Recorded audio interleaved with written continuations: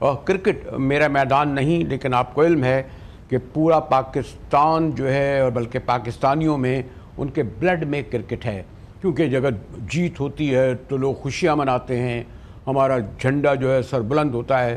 جیسے بہرحال world cup میں جب جیتے تھے تو کس طریقے سے پاکستان کا ساری دنیا میں نام گیا، جہاں شاید پہچانتے بھی نہیں ہو کہ پاکستان کیا ہوتا ہے. حالیہ برسوں میں کرکٹ کا جو حال ہے، کروڑوں اربوں روپیہ آ رہا ہے، 12 میچ کھیلتے نہیں ہیں کہ عظیم کھلاڑی کنگ نام خود ہی رکھ دیتے ہیں، ایڈورٹائزمنٹ آ رہا ہے، اتنا پیسہ. اور کرکٹ کا کیا حال ہے؟ میں تو ایک اسٹوڈنٹ ہوں لیکن رہنمائی حاصل کرتا ہوں ہمیشہ اپنے دوست مرزا اقبال بیگ سے، جو آپ کرکٹ پر ماشاءاللہ ایک اتھارٹی کا درجہ رکھتے ہیں. شکریہ بیگ صاحب.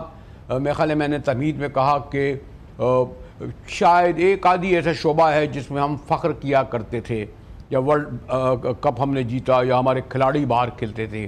آج یہ جو آپ کے جو پچھلے ایک دہائی میں جو کھیپ آئی ہے، آپ نے ان سب کو دیکھا ہے، ان میں کوئی ورلڈ کلاس یا سیکنڈ کلاس کھلاڑی کپتان ہیں یہ جو آج یہاں پہنچے ہیں؟ کس طرح بیگ صاحب؟ بہت بہت شکریہ مجاہد صاحب. دراصل پیسوں کی وجہ سے کہ اتنے پیسے آ گئے، لڑکے لیگ کھیل رہے ہیں، ان کی توجہ جو ہے وہ ان لیگز پر زیادہ لگی ہوئی ہے، بجائے اس کے کہ وہ اپنے ملک کی ریپرزنٹیشن کو ترجیح دیں. آپ دیکھ رہے ہیں کہ بہت سارے کرکٹر جو ہیں وہ ریٹائرمنٹ لے رہے ہیں کہ ٹیسٹ کرکٹ سے ریٹائرمنٹ اور لے لیں. پاکستان میں بھی کئی کرکٹر جنہوں نے پری میچور ریٹائرمنٹ کی ہے. تو اس کی بیسک ریزن یہی ہے کہ پیسہ بہت آ گیا ہے. اب ملک کے لیے کھیلنا کھلاڑیوں کے لیے اتنا اہم نہیں رہا جتنا اہم یہ ہے کہ وہ دونوں ہاتھوں سے پیسہ بٹورے. اس کی وجہ یہ ہے کہ وہ سمجھتے ہیں کہ ان کا کیریئر زیادہ لمبا نہیں ہے، اور یہی صورتحال پاکستان کرکٹ کی ہے. لیکن آپ نے گزشتہ ایک دہائی کی بات کی، آپ یقین جانیں کہ اب وہ کرکٹر ہی ناپید ہو گئے جو ایک زمانے میں ہوا کرتے تھے. یہ کرکٹر ان کے لیے پیسہ سب کچھ ہے، اور یہ پیسہ جس کی وجہ سے ان کی پرفارمنس میں بھی اتنی ڈاؤن فال آتا ہے. اور بھی بہت سارے فیکٹرز ہیں، سیاست بھی ہے، گروپنگ ہے کرکٹ میں، جس کی وجہ سے کھلاڑی جو ہے وہ اس طرح سے پرفارم نہیں کر پا رہے. بیگ صاحب میں کہہ رہا تھا نا کہ جیسے میرا کرکٹ کیا شوق، مجھے اب تک یاد ہے کہ علیم الدین ہوتے تھے، فضل محمود ہوتے تھے، کاردار ہوتے تھے، یعنی میں تو بالکل ہی وہ محمد برادران پورے مشہور ابھی تک ہوتے تھے، آج تک نام امتیاز وکٹ کیپر بھی ہوتے تھے. یعنی ہمیں 60 اور 70 کی دہائی کے نام یاد ہیں. میں اب یہ قیدی نمبر اڈیالہ جیل کا تو ذکر نہیں کروں گا، ان کے ساتھ پھر وسیم اکرم آئے، پھر شعیب اختر آئے، پھر وقار یونس آئے، کھیپیں آ رہی تھیں پھر. لیکن اب مجھے تو شاید سوری ٹو سے فالو تو کرتا ہوں، اور اس وقت پیسہ آپ کو علم ہے کہ کتنا تھا. یعنی ان کے شاید کوئی 7-8 ایک شاہد آفریدی غالباً آخری نام تھا، انہی کے نام پر ان کے تو کیا ہو گئے جو بھی شاہین آفریدی آ گئے ایک بابرات. یعنی میں تو شاید آپ 5 نام یاد نہیں آتے، تو یہ کوئی ان کو کوئی دیکھنے سننے والا بورڈ چھوٹ کوئی نہیں پوچھتا؟ دیکھیں ہماری کرکٹ میں مجاہد صاحب سیاست جو ہے اس کا زہر سرایت کر گیا ہے، اور سیاست کی وجہ سے پاکستان کرکٹ تباہی کے دہانے پر آ گئی ہے. میرٹ کوئی نام کی کوئی چیز نہیں ہے جسے پیا جو چیئرمین کے نزدیک آ جاتا ہے وہ چیئرمین صاحب کا منظور نظر بن جاتا ہے، جو مشورے دیتا ہے چیئرمین صاحب کو. کیونکہ ہمارے ہاں جو چیئرمین آتے ہیں ان کو کرکٹ کی سوجھ بوجھ تو ہوتی نہیں. رمیز راجہ آئے تھے، انہوں نے بھی آ کے 1-2 چیزیں ایسی کی کہ جس کی وجہ سے لوگوں نے ان پر تنقید کی. لیکن اب ہمارے ہاں کچھ سابق کرکٹرز ایسے ہیں کہ جو بھی نیا چیئرمین آتا ہے اسے گھیر لیتے ہیں اور اسے مشورے دیتے ہیں. اب آپ بتائیں کہ ڈومیسٹک سیزن جاری تھا، ہمارے چیئرمین کو مشورہ دے دیا کہ جناب اسٹرائک فورس کیمپ لگا دیں، چھکوں چوکوں کو پریکٹس کرائیں. ڈیورنگ دا سیزن کہاں ہوتا ہے؟ پھر آپ نے مینٹور رکھ لیے 5 مینٹور جن کو بھاری معاوضہ دے رہے ہیں. آپ نے کہا ہم چیمپئنز کپ کرائیں گے. قائزم ٹرافی اتنی پرانی ہے، 1948 سے ہو رہی ہے، آپ نے اس کے علاوہ اور بھی چیزیں کر دیں. مطلب آپ نے کوانٹیٹی بڑھا دی، کوالٹی آپ کی کم ہو گئی. تو وہ لوگ جو غلط مشورے دیتے ہیں چیئرمین کو، انہیں سوچنا چاہیے. پاکستان کرکٹ اسی لیے تنزلی کی طرف گامزن ہے مجاہد صاحب کہ غلط مشورے دینے والے لوگ چیئرمین پاکستان کرکٹ بورڈ کے ارد گرد ہیں.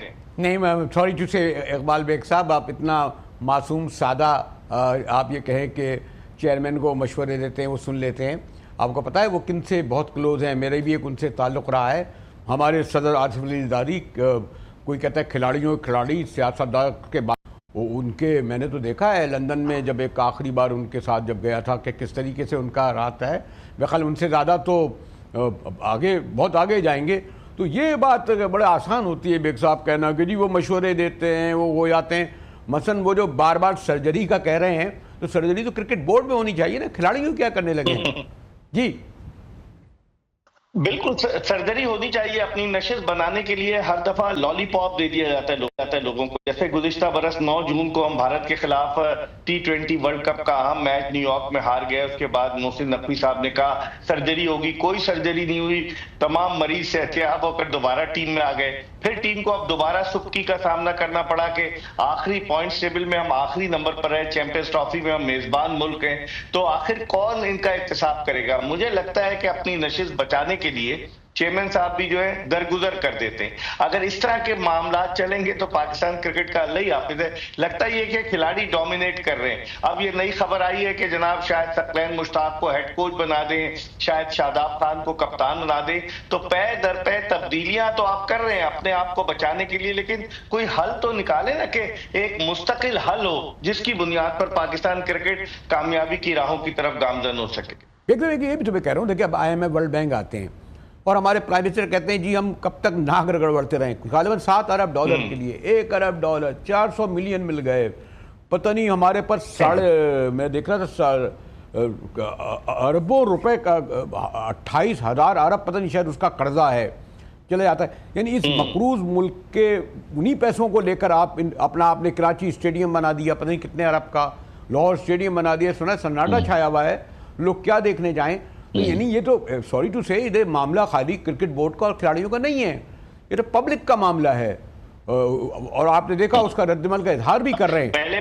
کوئی نہیں آڈٹ ہوتا ہے، کوئی ان سے پوچھا جاتا ہے کہ اسٹیڈیم آپ نے ضرورت تھی بھی یا نہیں ہم جیسے ملک کو ایسے بنانے کی؟ بس کوئی پوچھنے والا نہیں ہے، شترے بے مہار ہیں. اور آپ دیکھیں آپ نے جو بات کی کہ چیمپئنز ٹرافی کو بنیاد بنا کر 12 ارب 70 کروڑ روپے جو تھے پہلے آئے کہ بھئی وہ اس سے Gaddafi stadium Lahore, national stadium Karachi اور راولپنڈی کرکٹ اسٹیڈیم کی تزئین و نو کی جائے گی. جی 12 ارب 70 کروڑ. پھر اس کے بعد ڈان اخبار میں اسٹوری چھپی کہ پاکستان کرکٹ بورڈ نے مزید 5 ارب مانگ لیے حکومت سے کہ ہمیں اتنے پیسوں میں ہمارا گزارا نہیں ہوا. تو اگر ہم اتنے پیسے جو ہے ہم نے لگائے ہیں، اور آپ نے دیکھا کیا حال تھا کہ جب بارش ہو گئی افغانستان اور آسٹریلیا کے میچ میں تو وائپر سے پانی کو ہٹایا جا رہا تھا. سپر ساپر ہم ایک ہی تھا اور کچھ خرید ہی نہیں سکے. اور آپ نے دیکھا ہوگا کہ سوشل میڈیا پہ ویڈیوز آئی ہیں کہ چھت ٹپک رہی تھی. تو آخر آپ نے اتنے پیسے خرچ کیے ہیں تو اس کا کوئی رزلٹ بھی تو ہونا چاہیے. کوئی رزلٹ نہیں، ٹیم کی کارکردگی زوال کی طرف گامزن ہے. پھر آپ پہ تنقید ہوتی ہے تو تنقید کو تو برداشت کرنا پڑے گا نا. اس طرح تو ہوتا ہے. لیکن کوئی مستعفی کیوں نہیں ہوتا؟ ابھی دیکھیں انگلینڈ کی ٹیم کا میں پڑھ رہا تھا، حالانکہ بٹلر نے غالباً میں تو زیادہ نہیں پتا، غالباً 22 یا پتہ نہیں کتنے میچ کھیلے تھے، انہوں نے ریزائن کر دیا جب وہ افغانستان سے ہارے. غالباً اگر آپ مجھے درست کر دیے کہ میرا تو ایسی طالب علمانہ جو معلومات ہے. لیکن کرکٹ بورڈ اور کپتان اور مستعفی ہو جاتے ہیں کرکٹ سے، اگر جو سوری ٹو سے جو جہاں واقعی کرکٹ جو ہے وہ کرکٹ کی طرح کھیلی جائے. جی یہ ہمارے یہاں کا کلچر ہے. ہم میں اخلاقی جرت نہیں ہے مجاہد صاحب، وہ گوروں میں اخلاقی جرت ہے. بٹلر نے کپتانی سے استعفیٰ دے دیا، 180 سے زیادہ ون ڈے وہ کھیلے انگلینڈ کی جانب سے. انہوں نے کہا ٹیم کی پرفارمنس اچھی نہیں ہے. ہمارے یہاں بلیم گیم شروع ہو جاتا ہے. اگر ہماری ٹیم ہار جاتی ہے تو کپتان کوچ کہتا ہے کھلاڑیوں کو اتنا تجربہ نہیں تھا. تو اس بلیم گیم کا فائدہ کیا ہوگا؟ کوئی تو ہمت کرے، جرت کرے کہ بھئی ٹھیک ہے میں ذمہ داری قبول کرتا ہوں، میں مستعفی ہوتا ہوں. اوپر سے لے کر نیچے تک کوئی بھی مستعفی ہونے کو تیار نہیں. پاس اتنے زیادہ ہیں، اتنی کشش ہے کہ کون چھوڑے گا ان چیزوں کو. اور وہ کہتے ہیں نا چھٹی نہیں ہے منہ سے یہ کافر لگی ہوئی. نہیں وہ بھی چھٹ جاتی ہے لیکن یہ نہیں چھٹے گی جو آپ کہہ رہے تھے کہ شکریہ مرزا اقبال بیگ.